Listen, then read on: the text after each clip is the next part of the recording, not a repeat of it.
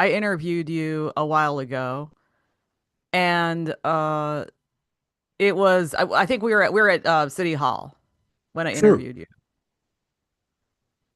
and that was probably I'm gonna look it up. But right now, you just literally retired, and can you just describe I mean, just tell the people who you are and everything. Well, I'm Craig Dellimore, and once upon a time, I was the political editor for WBBM News Radio, and I had that job from January of 2001 until, well, June of this year. So it's been a while, but I did all kinds of reporting for WBBM over the years, and it was 42 of them actually. So, a nice long run that I decided had come to an end. Yeah, so why did you decide to quit after just a few years? I'm just joking, but why did you decide to retire? I think part of it is the fact that my wife had actually been retired for 4 years before me. I enjoyed what I did, but the way the business is changing, and really uh, just I think the needs of the station and even the public really requires that somebody new take over and do a job that I hope I was doing well for the 2 dozen years that I was the political editor. But it was a hard job, and it was a hard job, and it was one that got, I don't have to get that, but I have to let it be answered.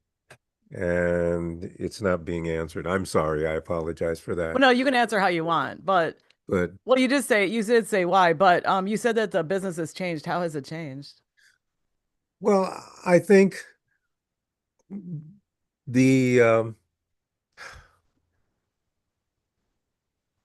the business part of the news business has been more prominent lately, and I think uh, that means that the style of our broadcasts, the way we broadcast. When I started out, broadcast radio that was it. Um, you didn't have websites, you didn't have social media, and all of those things came, frankly, even when we started broadcasting.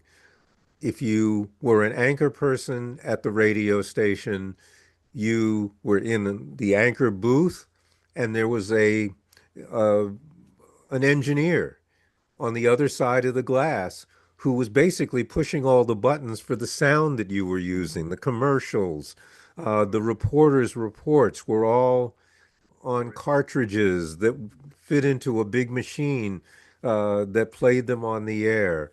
And as the business went on, we learned to do the button pushing for ourselves. Um, the kind of news gathering we were doing, we went from some reel-to-reel tape recorders were in the studios, but cassette machines, then to digital. All of that in fact increased the number of jobs that a reporter or an anchor, or frankly, even a producer would have to do to get the broadcast on the air. And then it became more than broadcast. Then it became simulcast with what was online. And we had more obligations for things like social media and such. And, when you're in a business for dozens of years, um, it the workload gets harder, the pressure to do the kind of job that we want to do gets harder. And it's not like we can't do it or that we don't want to do it well, because I think we do. But at some point, I thought, all right, I've done this for a long time, and maybe it's time that I'm not working, 6 days a week, and coming home and working, every night, going over. things like what kind of a program I'm producing for the weekend and such, and relax a little bit more. So that's really what brought that about, and to enjoy life while we still can. Yeah. We were on a trip recently where someone who's also, now into their senior years said, as long as we can still walk and talk, I want to be able to get out and do things and enjoy them, and that's how I felt. Hmm. And what do you think about what when you were there? You said you were there for, I know you were there for over 40 years, but what was it like to work at one place for 40 years? Do you ever worry about losing your job or anything? Um, I think we all have to worry about losing our jobs at some point. So yes, there were times when I would fret about whether I was doing a job as well as I thought. There were times when, I had differences with management. And don't forget, you stay in some place for 42 years, you're going to see different managers come and go. Um, and and also I've held different jobs at the station. I started as an anchor and reporter. I was managing editor briefly, and legislative correspondent. So the also the suburban reporter. So each of those jobs took a different set of skills, a different set of different backgrounds that you had to understand. And so, yes, of course, you always feel like you're walking a tightrope. You should, but it also is a challenge. And so I actually enjoyed the evolution of my work over the years. Um, you know, I would say probably being managing editor was the most challenging and the least pleasant of the jobs that I had to do. Um, and I was happy to be able to go back into being on the air uh, and producing and having the kind of control that we reporters have over uh, how we do our jobs and what we can and should be putting on the air. What was challenging about the management job and what was it, why was it so difficult? Um, I think I've always felt it's a matter of temperament as well as skill and all of that. And when you're dealing with people's schedules, as well as what we're putting on the air, as well as how the business may be changing, and it did change while I was managing editor. When I first got the job, we were the only all news station in Chicago. And then Westinghouse came in and took over WMAQ. And so we actually had competition. And so I was managing editor while we were withstanding that competition. And I think we did very well with that. Um, I enjoyed the part about uh, helping guide the newscasts that we were putting on the air. We have a great news. We've always had a great newsroom. It's the writers, it's the production and desk assistants, it's the reporters and the anchors all working together. I always enjoyed that part of it. What I didn't enjoy was being responsible for the kinds of really Herculean challenges that you can have in trying to schedule people, and whether it's a matter of us, um, shrinking the staff a bit, or people being sick, or having to deal with whether people are good enough to be on the station.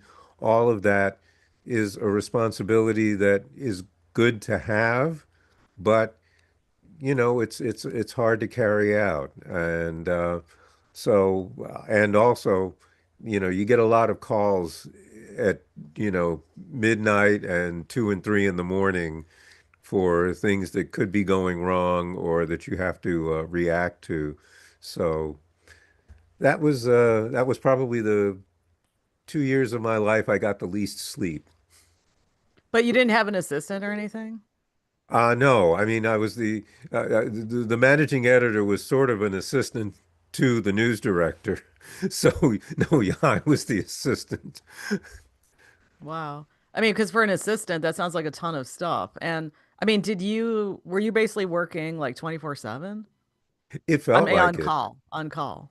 It felt like it, and there are times when it's difficult for anyone who has that job, and so I know there are times when the other people who were and have been managing editors since I was, and that was like many years ago. Um, I have often, when they have, been frustrated and feeling, put upon, I've often said to them, and they'll apologize. I said, I'm sorry, things are just going crazy. And I said, hey, I did that job. I know, I know exactly how you're feeling, and we're cool. So, yeah, it's a hard job for anybody to have it. There are people who did it much, much better than me, and I was succeeded by one of the best, Deidre White, who went on to television. But yeah, it's there are people better suited for it than I was, and I'm glad I didn't have to do it much longer. Well, when you got to WBBM, did you think you were going to be there that many years? Did you think, okay, this is it for the rest of my career?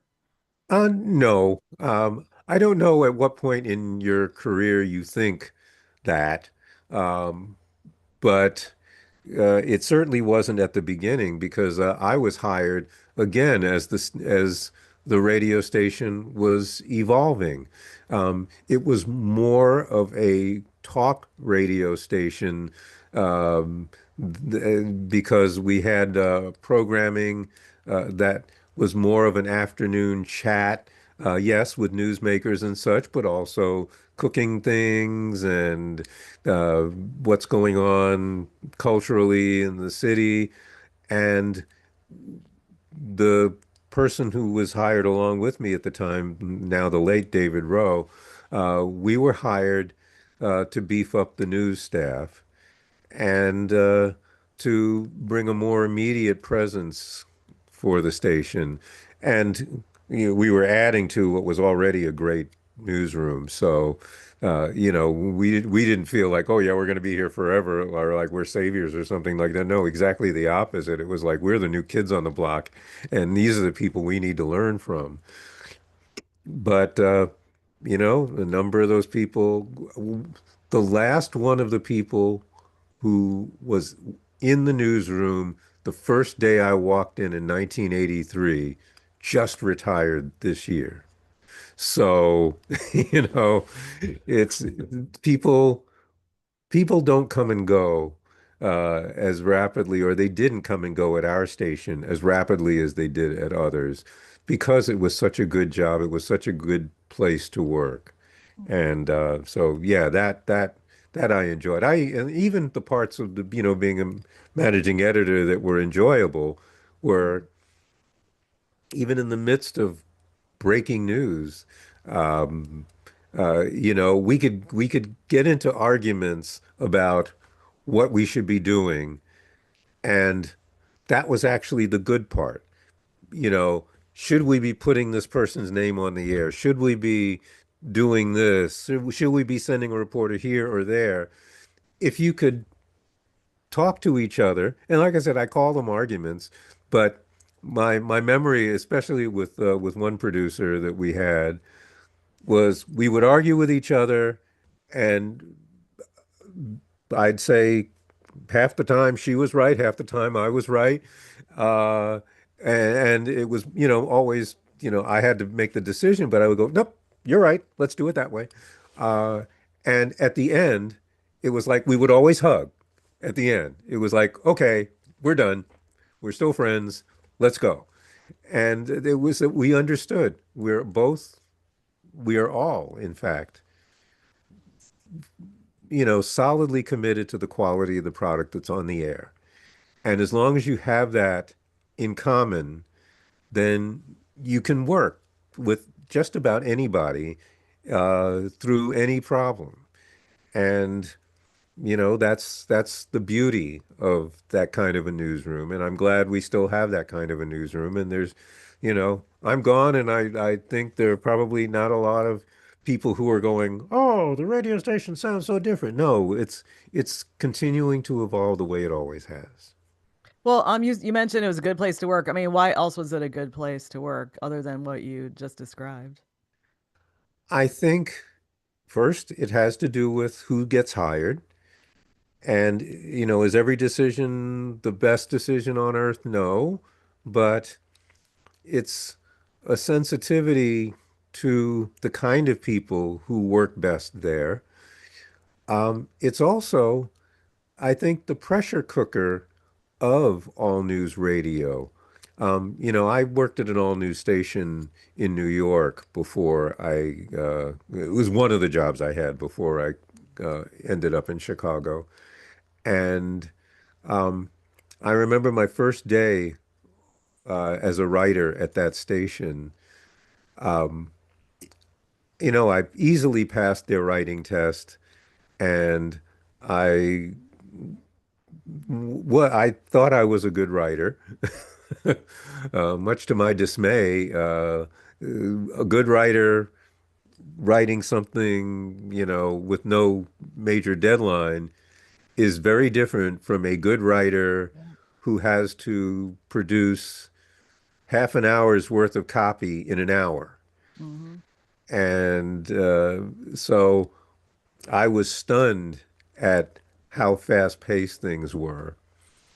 And which is why they had the same the writer that who was working a shift that I would eventually take stayed for like, a week to work with me uh, to get me up to speed. So yes, it is high pressure. And, I remember even at BBM, we had one young woman who did well on all the tests, was really bright, and they had her do a shift in the afternoon. And I remember uh, she really fell behind, and it was really a challenge. And she left that day and never came back. So, it can be that, but if you stay and if you learn what you have to learn, and if the people around you help you learn what you have to learn, then in the end, you're that kind of person too. And you become the kind of person who can help other people who are coming aboard. And that's what makes it a great newsroom because, like I said, people have a common goal and they see it that way. And, if there's something that's working against that goal, the people rally around each other to make it right. Yeah, I mean that's a good place to work. I mean, I wouldn't say that, you know, talking to a lot of people that it's necessarily like that all the time because sometimes people are too busy to teach others or there's just not enough time. And that may be partly why or a product of the business changing so much because yes, more people are having less time to do that kind of thing. And it's an effect, but I hope these kinds of things find their own level, um, where okay, if our people aren't being trained as much in social media as they should be, now that we need more stuff at social media, then maybe we slow down a bit and take it step by step. So that's the kind of thing I hope is happening in the business. Well, you talked about how it's changed and what was a typical day like back in the day when you only had one job, which was reporter or whatever? You didn't have to do all there. I mean, the technology didn't exist for you to have more content put out. Well, it's the back in like it was always, at least, well, always. There was a time in radio when, in fact, if you were a radio reporter, you went out with a reel-to-reel tape recorder and you had an engineer with you. Those days are long, long gone.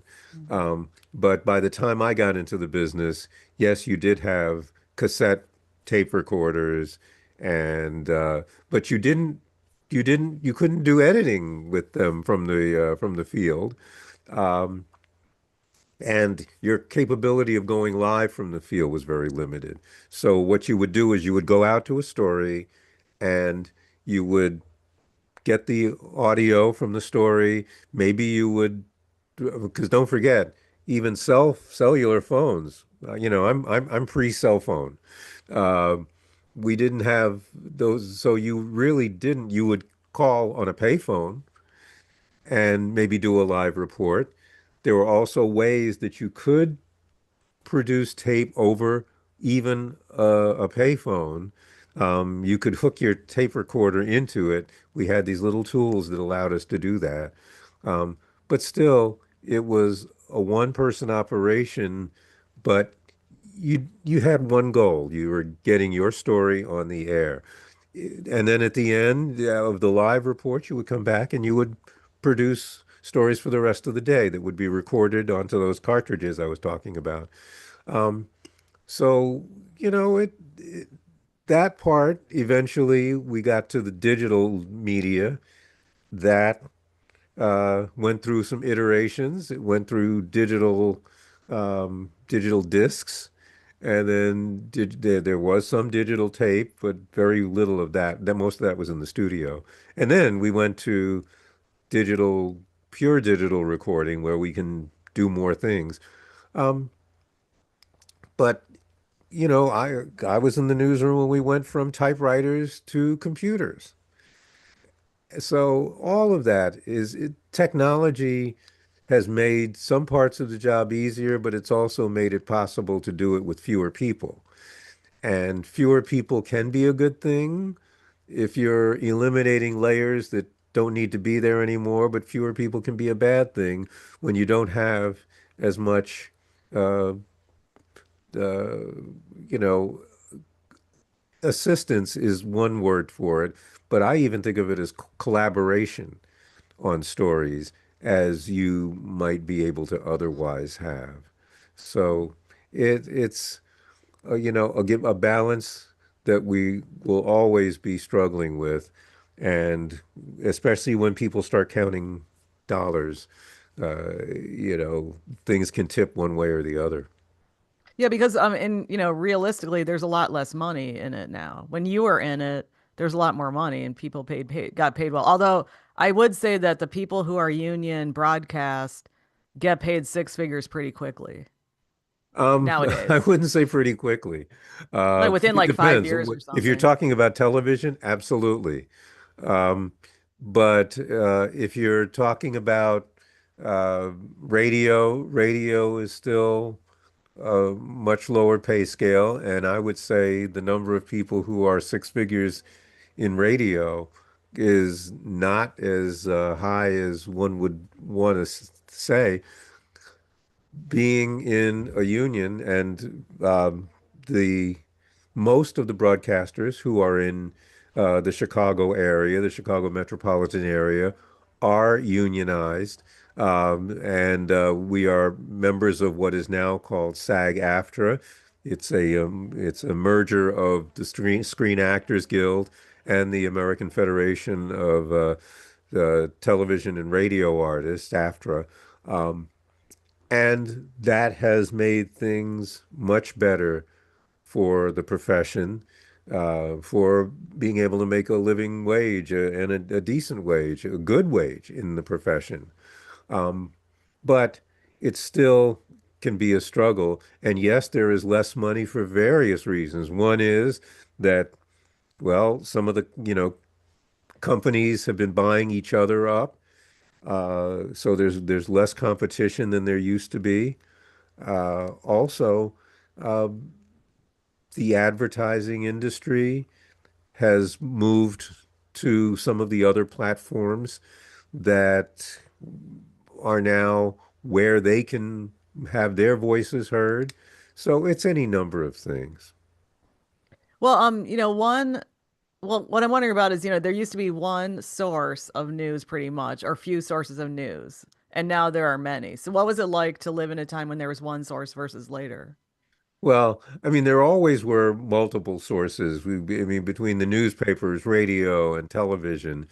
Not all, there wasn't always television, but for the for realistically, let's think of it as there was always television because it goes back so far.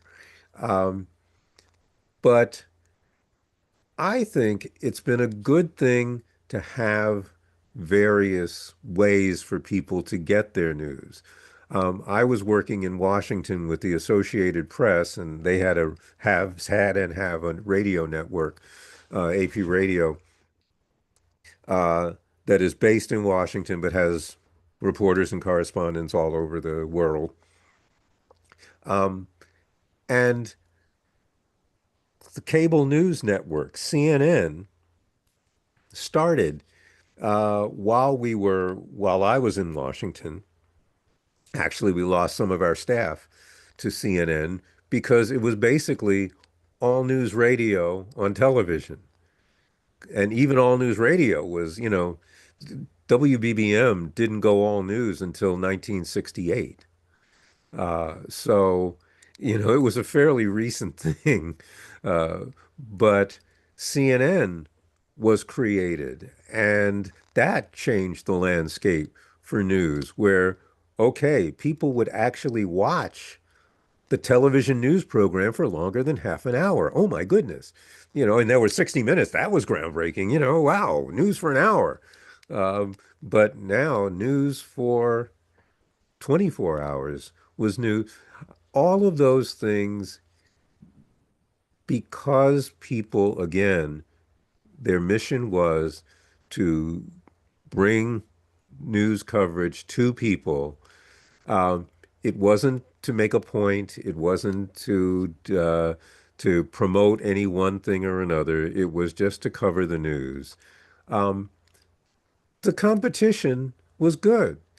People racing and working hard to get the news stories on the air is a good thing. I think if you ask most businesses, they are thinking, well, I want my business to be better than their business.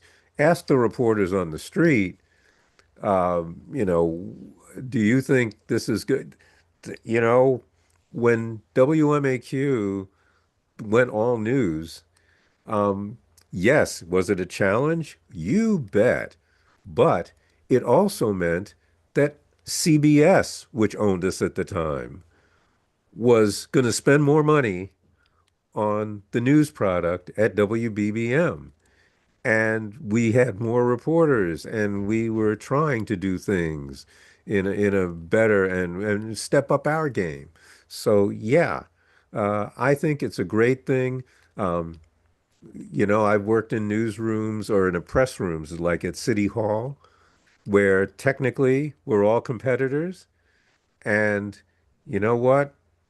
Yes, we are competitors, but we are not rivals.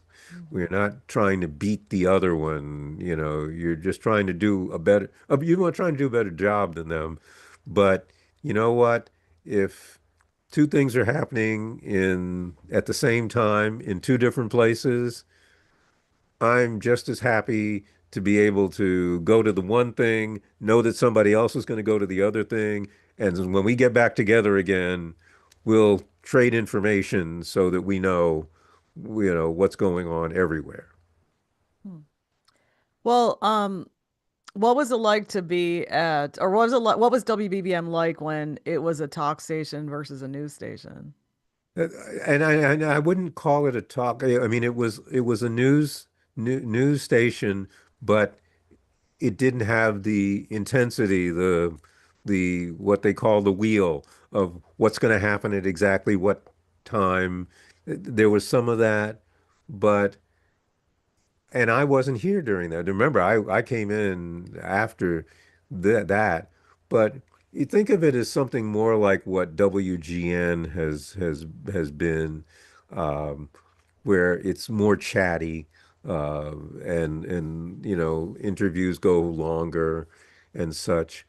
But even in 1968, the news was happening. That was, the Democratic National Convention in Chicago and the war in Vietnam and all of the other things that were happening, the civil unrest in America, all of those things were making news more important to people's lives. And so, you know, it was that the news had to change. And frankly, the news had to change for newspapers too. And it had to change for television to be more representative of the people who were watching and listening and to pay more attention to the people who were out there. Well, what were the late 60s like? The The, media portrayals seem make it seem really dramatic or lots of things going on. I mean, well, what was now the atmosphere remember, like? I was a kid during the late '60s, or some of the late '60s, um, but it was just a turbulent time. I mean, the things I learned about the late '60s was really, as far as the news business is concerned, the way I got my start in the business was that when there was civil unrest, I think a number of newsrooms around the country thought, you know, we didn't know what was going on in some of these communities, in African American communities. We weren't paying attention to some of them. And why weren't we? And one of the reasons is because we didn't have any reporters, or we didn't have any reporters in those neighborhoods, and we didn't have any reporters from those neighborhoods. And so I was a teenager who was one of a number of kids in New York City who were part of what was called the New York Times Journalism Workshop. And it was a program, and back when it was not, when people didn't think it was a bad thing to say this, and I still don't think it's a bad thing to say this, it was a program designed to get more minority uh, reporters and other staffers into newsrooms so that they could do a credible job of understanding what was happening in America and covering what was happening in America. And I know that there were a number of programs like this at various levels. Ours was a high school journalism workshop, and one of my best friends in life was a part of that program. We knew each other before. In fact, I think I got him into the program with me. But there are other friends of ours who also, he went into the business. He went into newspapers. I went into radio. Uh, he eventually went on to become, a force to be reckoned with in newspapers. He was the editorial director for the Orlando Sentinel eventually. I mean, he went to a number of newspapers. So he moved up, and we both of our careers moved up. But a number of our friends from that program, some of them are still in the business, some of them are not, but we all went through it. Hmm. Do you know when that program started? I don't know when it started. I mean, Okay. I know it was I honestly don't. I just remember that someone who eventually went on to become well known. Uh, she was always going to be well known as a reporter. Charlene Hunter Galt was one of the New York Times reporters who helped uh, teach us about journalism. And there was a copy editor named Rufus Rivers who actually ran the program. And Charlene would eventually move to public television, and she became part of the McNeil-Lehrer report, which was a long time broadcast, and eventually one of the rotating hosts of that program. So, and that was I met her through that. And I got my first job. Well, I also went to Columbia. The program itself was run out of Columbia University's journalism school. Um, they gave the New York Times some space on Saturdays for the kids to come and work in, in their facilities. And then ended up actually going to the journalism school. The running joke there was that my application was held up for a day because some of the people who were on the faculty had seen me around the school so much that they mistakenly thought that I was already a student there, and they were saying, "Why is he applying?" And then they go, "No, no, no, no. He's just a kid. He wasn't a student." And I eventually went to the school, and the school is how I got my first job at WCBS Radio. Yeah, I wanted to ask you about New York soon, but when you were growing up, so before that program existed, probably when you were growing up, did you think you would be able to get into the business, or did you want to get into the business? I didn't know as much about the business as, I mean, yes, I think we were all, because of the Times, and I don't mean the New York Times, I mean the Times, small t, that we were in, we were all paying attention to the news. Um, there was a lot to pay attention to. Um, but, in high school, I mean, I was in high school in the late 70s and or excuse me, the early 70s, and late 60s and early 70s. So a lot of the things that happened, Robert Kennedy being assassinated, Martin Luther King, though all of those things were happening around us. So we were paying attention to the news. And I honestly don't remember how we found out about that program or how the program found us, but it did. And it was just a fascinating opportunity. And, you know, I, for much of my career, there has been attention toward getting more young people, more people who are not, it's not just about race. It's about culture. It's about um, people from different backgrounds having a place in the business so that we do a better job of making sure that people understand each other. We are getting to this point where it's people now are thinking, well, I don't want to hear from anybody else. I don't want to hear any other ideas because that's not how I was brought up or and that's to me that is undoing a lot of the good that was done as we move through times when we need more good. Well, when you were growing up, or actually even in the 70s, so 60s, I guess 60s and 70s, what kind of news did they put on? Because you said they started covering more of these issues, or they Well, started doing these programs to hire more people from different backgrounds. but I mean, the newsrooms were always doing their best to cover the stories that were happening, the obvious stories. It's not like there was this big wave of change all of a sudden. It was gradual.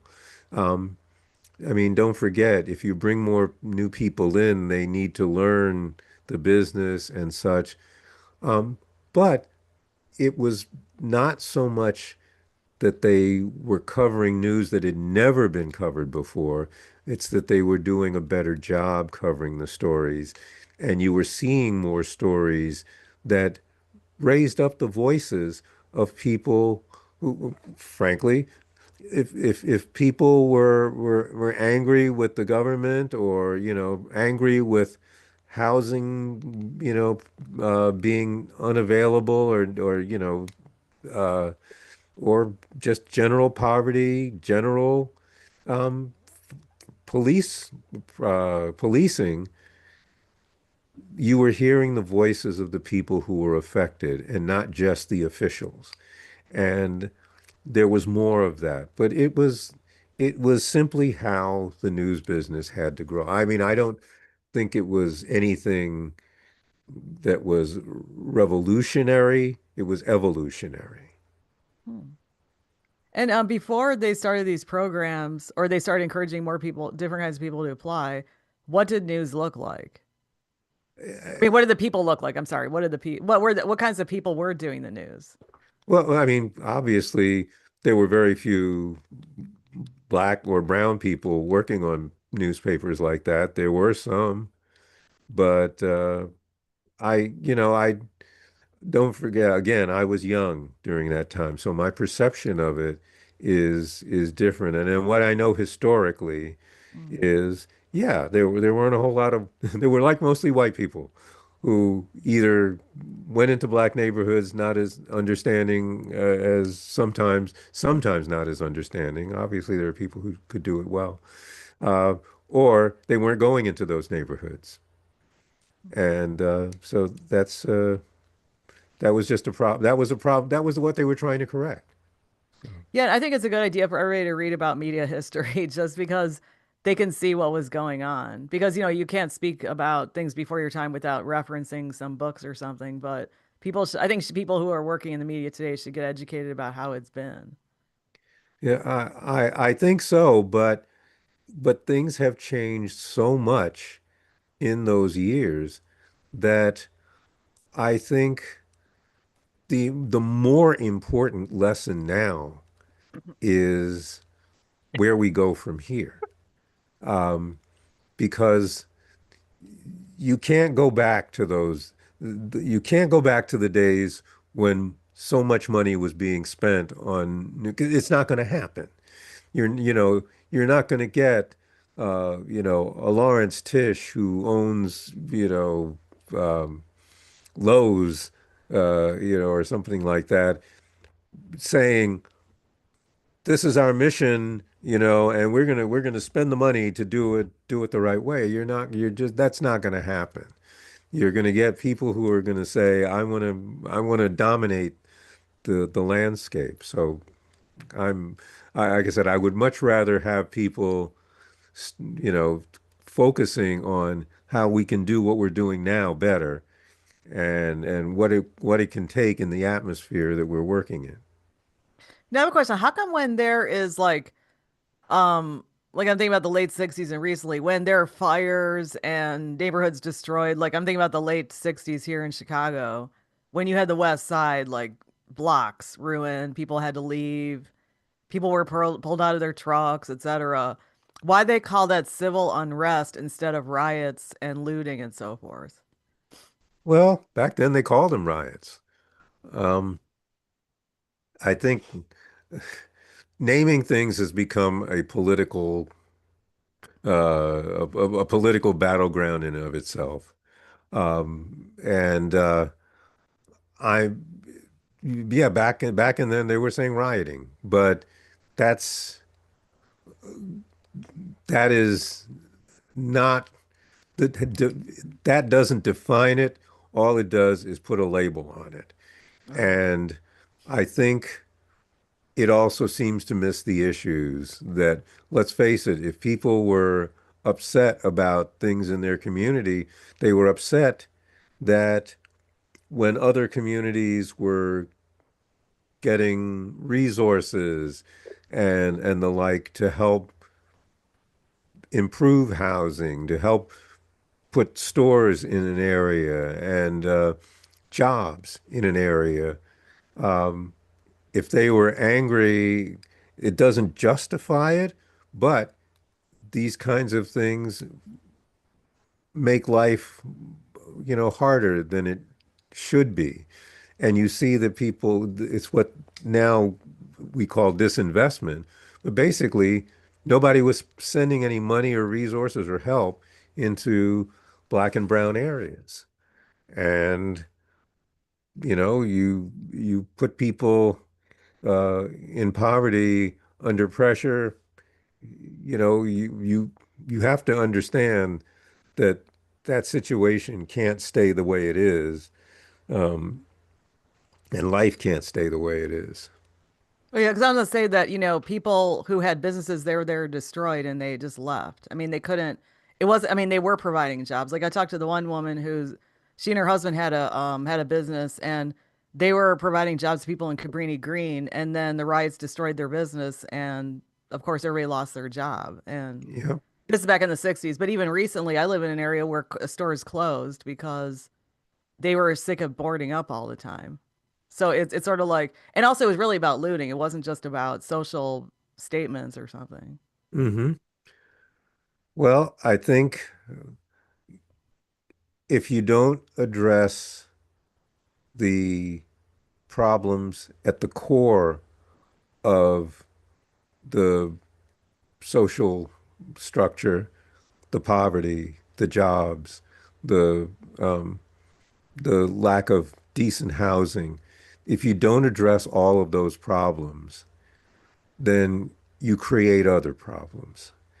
And, to come afterwards and say, well, all, things got so out of hand that the problems got worse doesn't forgive the fact that the problems were allowed to get worse, in some cases intentionally, beforehand.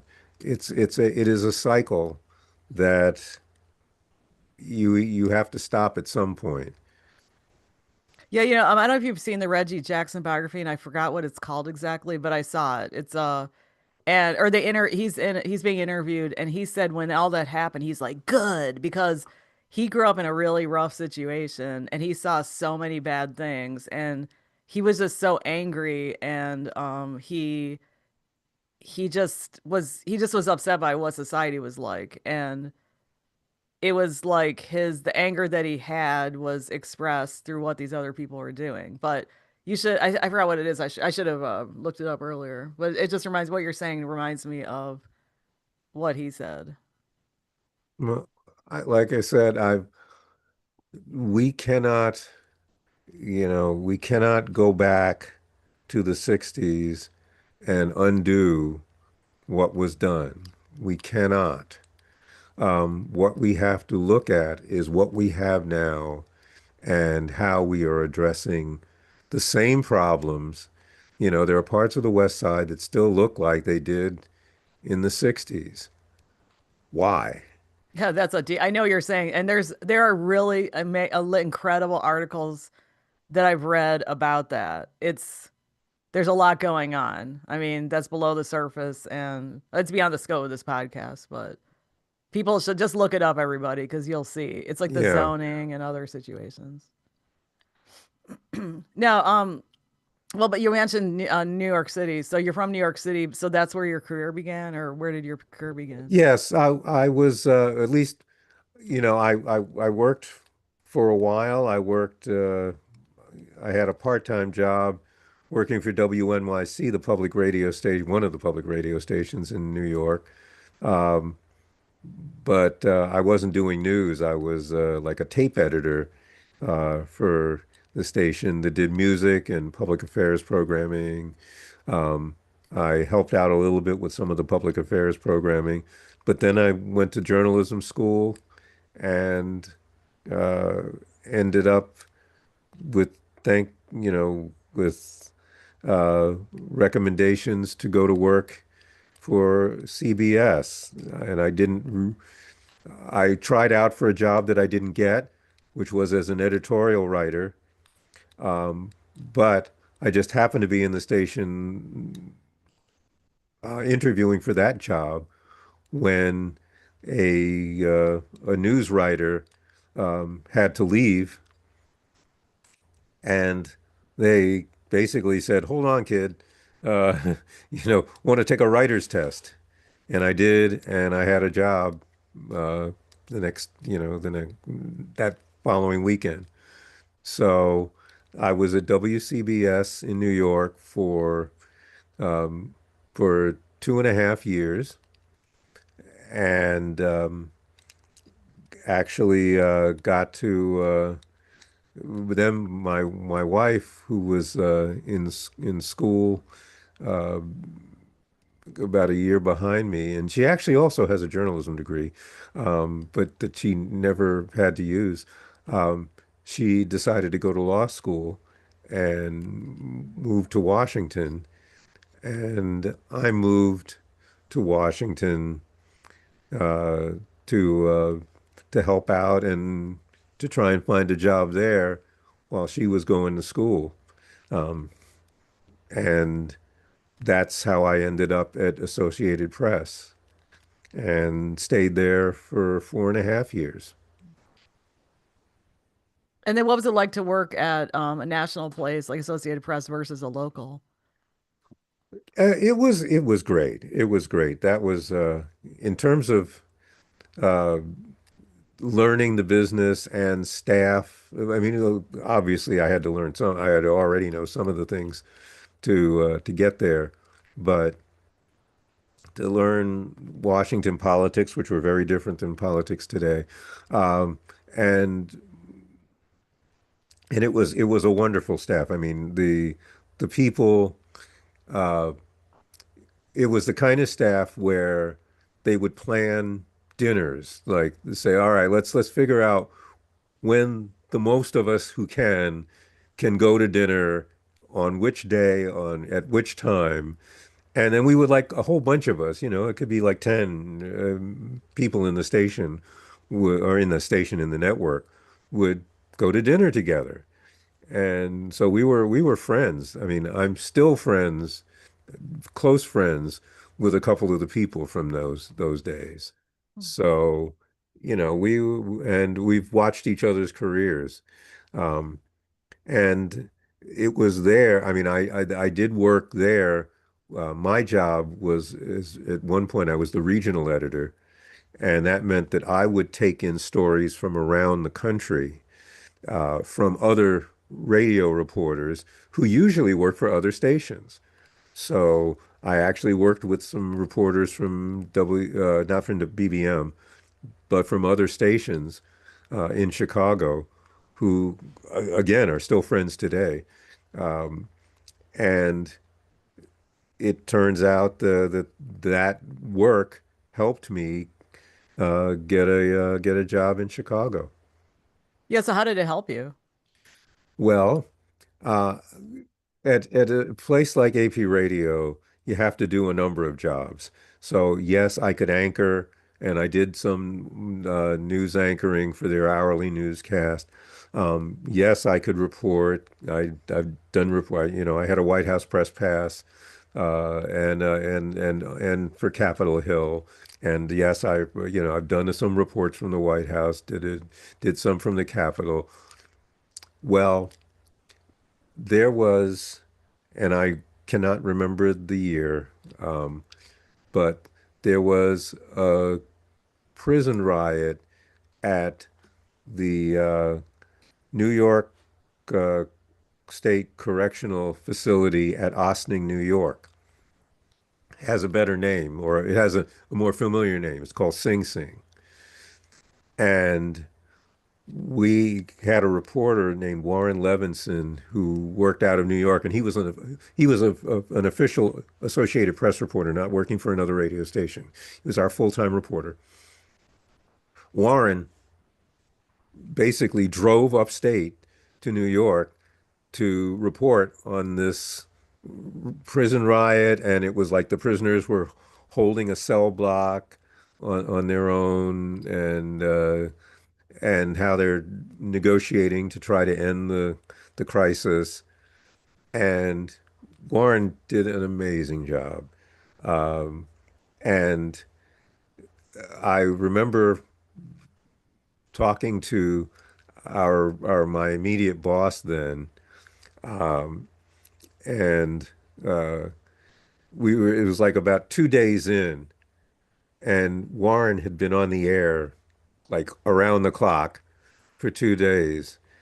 And I said, "Woof, how long do you think he can keep doing that?" And the boss looked at me and said, "Let's not find out." And he said, go home, pack, fly to New York, rent a car, take it up there, rent a ho we're gonna rent a hotel for you, get in the car, drive to Sing Sing, give the keys to the hotel to Warren and tell him go get some sleep and you take over for, until he gets back. And it ended up that we both did reporting when as the thing ended. Well, when I got back home to Washington, there was a phone call for me, and it was from a guy named Joe Durso, whom I had met in Washington, who was the head of a CBS operation in Washington, and he was now news director at WBBM. And he said, "Wow, I remember you. And you know what? You did some nice work, with Warren Levinson from because they heard WBBM is an AP radio station. It takes feeds from the Associated Press. So he was hearing my stuff, and some of it was getting on the air. And he said, we've been listening to your reports for a while. He says, we've got a couple of openings. Wanna fly to Chicago and see if you'd like to work here?" And I did because I had worked more than 7 straight days, and so they were giving me some days off. So I flew to Chicago, had lunch with Joe and the team, and we talked, met the people at the station, and then he said, "Well, if you want to work here, you can have a job here." And I said yes. Well, what's it like to get the call? Like you didn't have to apply and you have to, bust your butt. You just this guy noticed you and called you. That was amazing because well, I shouldn't say total because I was looking for work because I wanted to work in Washington because I was going to move there. Well, no, excuse me. That's not. It was that I actually I was happy with my job. So yeah, I'm confusing two parts of my life. Um, no, I was happy with my job, but the call was a surprise because, well, frankly, I knew Joe. I knew all of the people at the CBS office because it was a CBS office that worked with local stations. So even in New York, I knew who Joe was and the other people, and we ran across each other.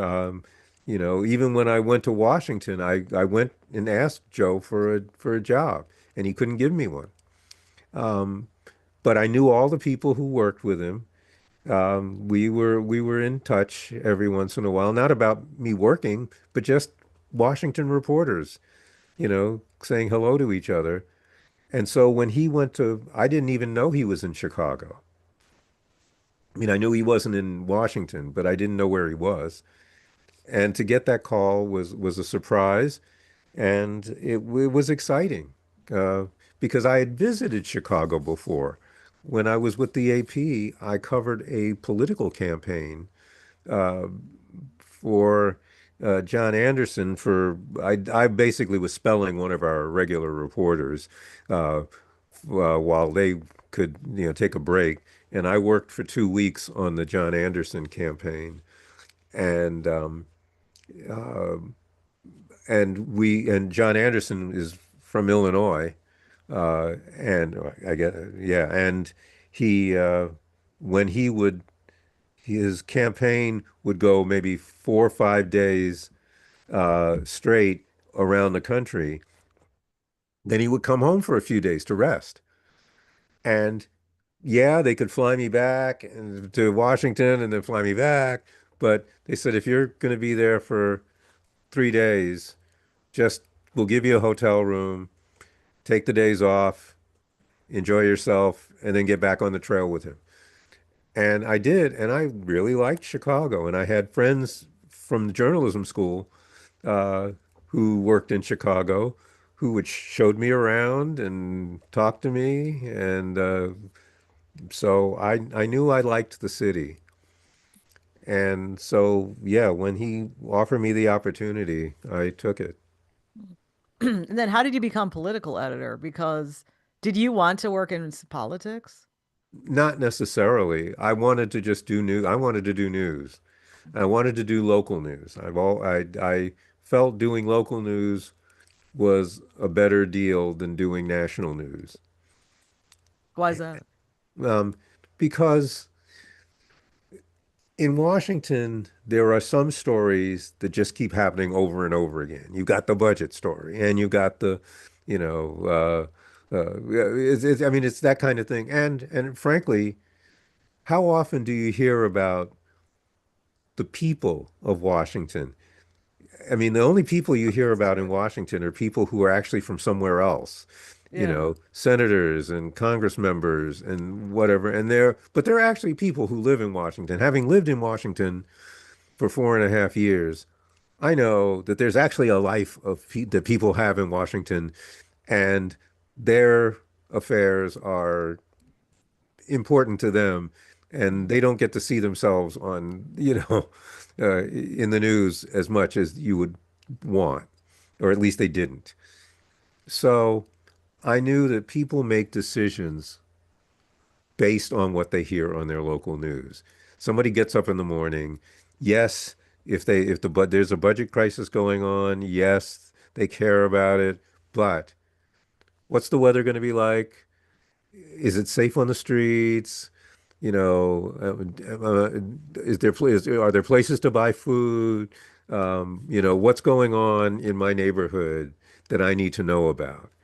And they're going to make Kitchen table. absolute decisions about that. And I As like Daily that. Senior, yeah, as Daily Senior said, kitchen table issues. Yes, exactly. And I like being able to cover news that makes a difference to people. So yes, that was something that I thought I would enjoy. And I did all kinds of stories. I mean, yeah, did I end up doing politics sometimes? Yes. Uh, there was a, political campaign starting up when I first got here. There's some congressman named Harold Washington was, running for mayor against Jane Byrne, the incumbent, and state's attorney Richard M. Daley. And so, yes, I got to cover some of the campaign stops, but I also got to cover, summer in Chicago and people renting bikes and, other stories. So it was just I was a regular general assignment reporter. I uh, didn't even gravitate toward that. I also anchored newscasts on the weekends, but the station covered the state capitol in Springfield more aggressively than it does now. And we had a legislative correspondent, and he would anchor some when he wasn't doing the legislature as well. His name was Steve Crocker. And Steve basically moved off of the legislative correspondent shift and became more of an anchor. And they asked me if I would do that job. And so I started covering I would travel to the state capitol on a Monday. Their sessions were usually Tuesday, Wednesday, Thursday. Travel back, I'd be off Sunday and Monday or something like that, and then travel back and anchor on the Fridays and Saturdays or something like that.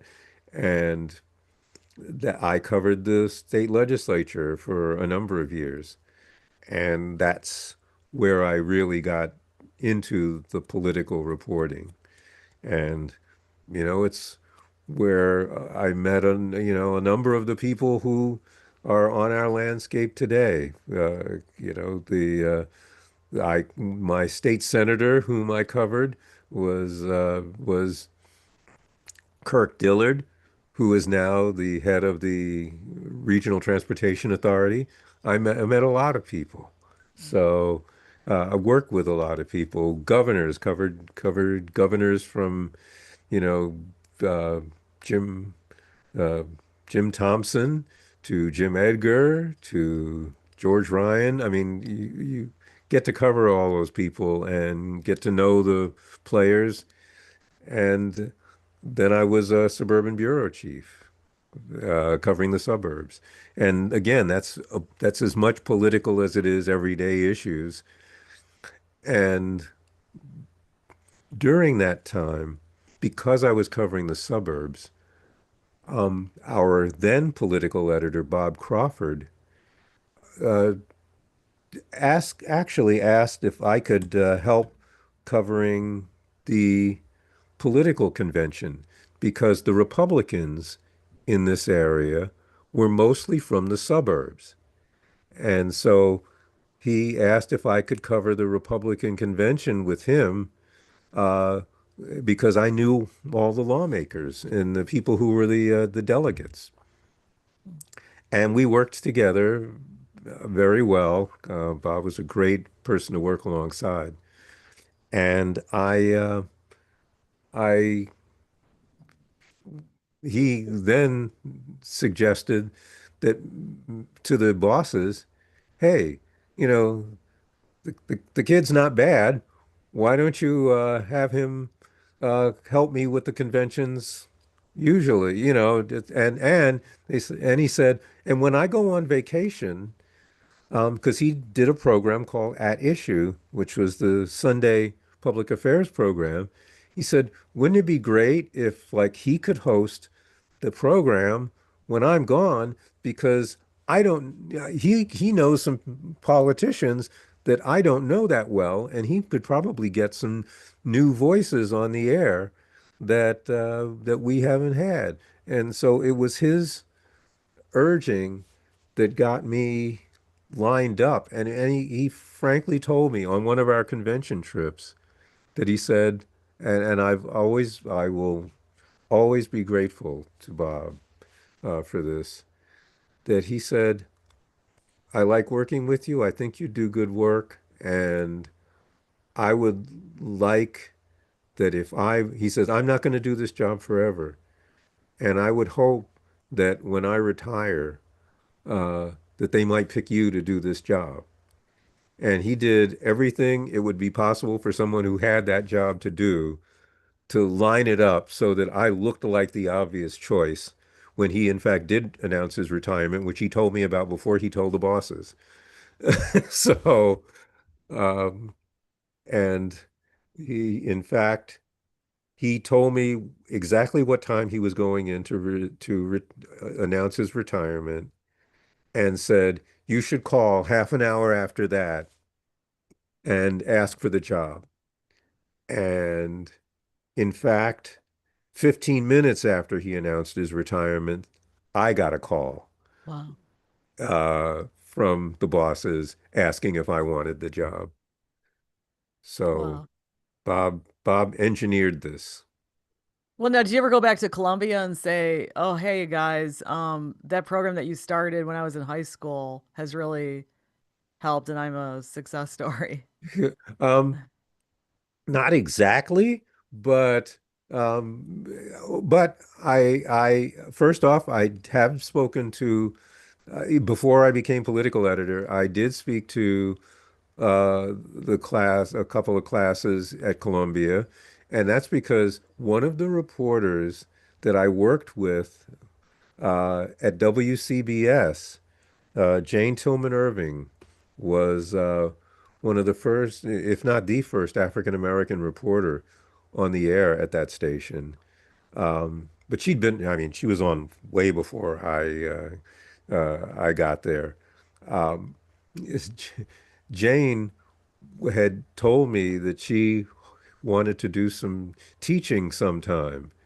And I went to the folks at Columbia and said, hey, Jane Tillman Irving wants to know if, it wonders if she might be able to have a job there. And they went, are you kidding? She's like journalism history, of course. Yeah. And So I recommended her for the job, which she got, and she used to basically say, "Okay, Craig Dellimore got me my job at Columbia." I mean, no, she got her job at Columbia, but I just helped bring the parties together. Well, it must be a great feeling though when people want you to do something because you do a good job. Because of course we see situations where people don't get it out of being very skillful. They get it because they play golf with somebody or they know somebody, or I mean they might be okay at it, but they're not. It's not their skills going first.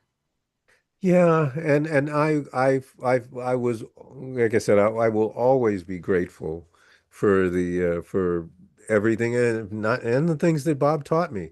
There are things that I did all through my tenure as the host of At Issue that are directly a result of things that Bob said to do or not to do. And there are things that I changed that I think he appreciated some of the changes that So I think he was a wonderful teacher. He was a wonderful partner. Um, and I owe him a lot. And if there's anything else that I've learned, uh, it's to keep an eye out for other young people who are doing this kind of work and to encourage them to keep doing it, and to keep being cognizant of the importance of the quality of the work. And so, yeah, I've tried to be a cheerleader and I won't say mentor, that would be presumptuous of me, but to be someone that was available to, answer questions and help younger people get into the business. And the thing upon my retirement, the thing that has meant the most to me has been that some of the people, first off, some of the people that I've worked with along the way, but also some of the young people that I'm working with now have said, or that I was working with up to now, said, you know, we really appreciated you being here. We appreciated the encouragement. One reporter told me that they came into the press room and didn't feel like they belonged, but that I reached out to them and was welcoming and encouraging and praising some stories that they'd done and said, you don't realize how much of a difference that made to hear from someone who's been around, for a long time, can say, "Hey, you did a good job with that story." And yeah, that made me feel better than anything else that's happened. But it's nice to have, to retire with a reputation for being fair and honest and hardworking and a decent person. Yeah, because you're one of the best people I met because you were also encouraging to me. You didn't even know me. And you're consistently encouraging and complimentary, and you're also very stable and a nice guy. I mean, Oh, you're I very don't, yes, that's kind. very rare. Like I rarely meet people like that. You're very kind, but you know what? If you hadn't been any good at what you did, I probably would not have bothered with you. No, I would not. But I mean, seriously, you look for people who care about the business, who care about the work, and if you find people who care about the work, that's valuable. That's gold. And yes, if there are people who are struggling and you can help, absolutely, you help them.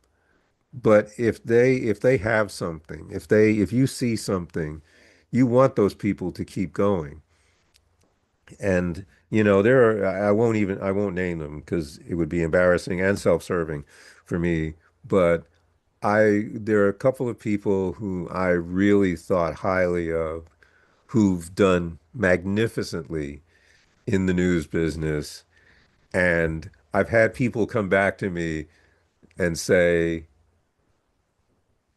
that person you told me about that you said was going to be really good someday, you called it. You called it. Mhm.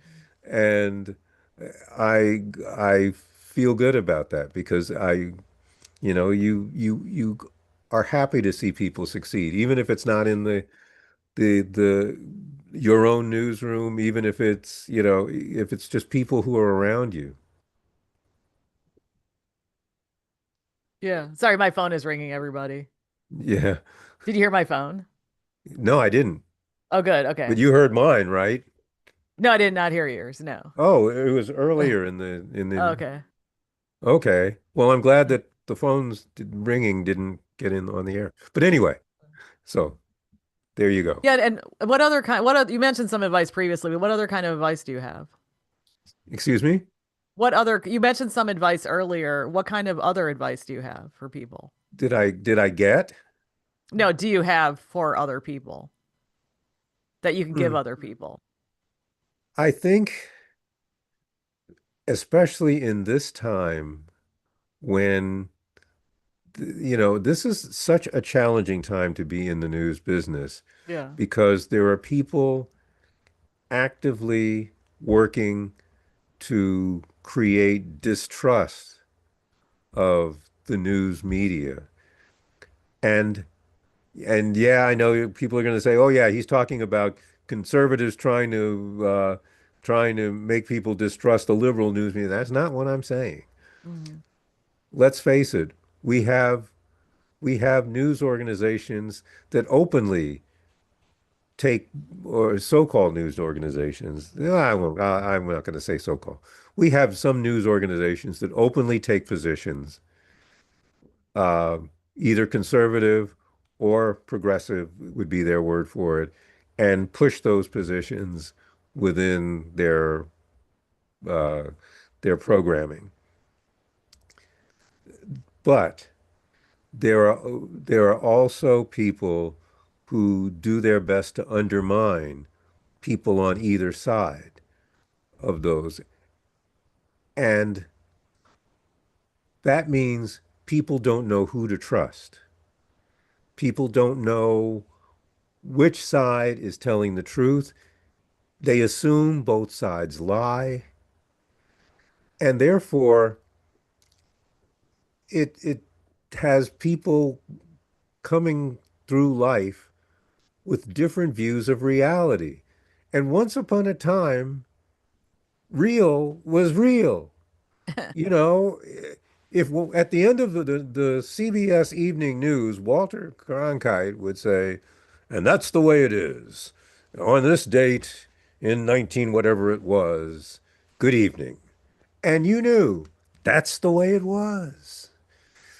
And now people basically are going, yeah, right. Mhm. And not trusting. And I'm not sure how you correct that because there are many news organizations that are playing it straight. There are many organizations that even give you the equipment, the facts, the research, and everything else. Now that we have social media, you can go, some of them will put the background information on their websites so that you can look stuff up. First off, too many people don't bother. Too many people don't care. They just listen to and accept the things that they already believe. So the best advice I have is keep telling the truth. Keep, don't, don't code it one way or the other. I mean, yes, as a writer, you can make it plain that if one side is saying something at complete variance to the truth, you can say, this person says that, but here are the facts, and the facts are this. And people can go, oh, okay. Now, you can't help people who don't believe the facts. And there are always going to be those people. But you have to keep doing it straight because you can't be caught putting your finger on the scale. Yeah, yeah, go ahead. No, no, go ahead. No, and also when you were doing politics, political coverage, how did you stay impartial? Because I know that certain people have complimented you on your lack of bias or something. And part of it is you have to, well, there's a few things. Part of it is that you have to not let your own politics cloud how you see things and how you report things. Um, and I don't think that's hard to do. I don't. Um, but I don't, I am not impartial. That, I mean, an African American man who grew up in South Jamaica, Queens, in the 60s and 70s is going to see life differently from, a kid from the Southwest side who went to Brother Rice. And, I mean, we're going to see things differently. No, what I feel I have to be always is fair. You have to make sure that if someone has an opinion different from yours or another person that you've interviewed, that you present both opinions fairly. Still, you can, if one side has the facts on their side, it's your obligation to tell people the facts. But you have to give the other person a fair reading of what they said. You can't, edit it so that it doesn't sound like they said what they said. You have to make sure that their point of view got across too. And then the last thing is, and this is maybe it's a peculiarity of mine, but when I talk to people, I want to, even if it's people who I don't agree with, I want to understand how they got to that position. I mean, you know, and to see if, because let's face it, there are reasonable people out there who believe some crazy things. Mhm. And so sometimes you want to just say, wait, how did you get from that to from there to here? And in explaining it, sometimes you see areas where people might agree or, you know, might be able to see other points of view. And so, when I'm interviewing people, or even if it's like a count point counterpart where you have two people from different sides, um, you look for those areas and see if can you two people talk to each other? And we've had that happen. I mean, my favorite um, issue is even though it's not solved, I absolutely it's not solved, but um, the the issue of um, cash bail. It's obviously not solved, but still, um, when you put conservative people in the same room as progressive people and talk about cash bail, if part of the argument is that, okay, we're jailing too many people for really minor crimes, and that costs, here's how much money that costs. And the other point is, yeah, but we got to make sure that really dangerous people don't get put back out on the street. There's common ground, and those people can talk to each other. And That's how that legislation got passed.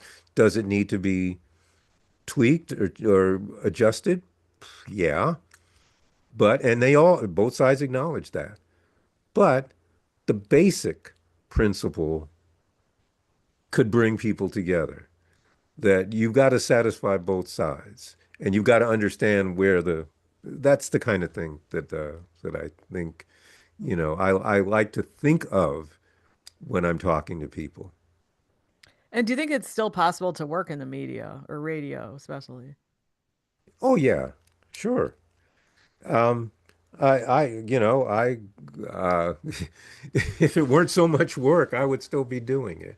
But no, I mean, I think people are going to be able to do a good job. I think at some point, people are going to be able to see again where things are true and to find the truth, as opposed to just simply believing one side or the other, but to find the truth of the matter and make reasonable judgments. But right now, we're in the midst of this, this holy war of morals and other things that are getting in the way. But at some point, I hope people have to come to their senses and say, I've used this example before in other venues. Um, back in the old days in Springfield, you could see two top politicians arguing with each other at the, during the legislative session, and then go out and have dinner together in the evening. And the reason why you can do that is because the two people who hold those divergent positions have one thing in common. We have to govern. And the only way we can do it is by working together. And and so they say the best thing for the state is that we sit down and figure out how far can I go to your side and how far can you come to my side so that we can meet in the middle and keep this state going. And there's less of that happening now, but at some point it has to start happening again, I hope, where people can say, yeah, but we have to keep people safe, we have to keep people working, and we have to govern. Well, I think it's also because of social media makes it really easy to have conversation and get people's messages out, etc. And also, some people make money from division. Yeah, the division is profitable. Outrage is the new coin of the realm. And if you can get people outraged about something, they're going to flock to your media, and you're going to, your advertisers are going to be happy. But, it's not healthy. And anything else, because we've only been talking for an hour and a half. I think I think I've said way too much, but no, thank you. Okay, well then I'm gonna stop the live stream right now and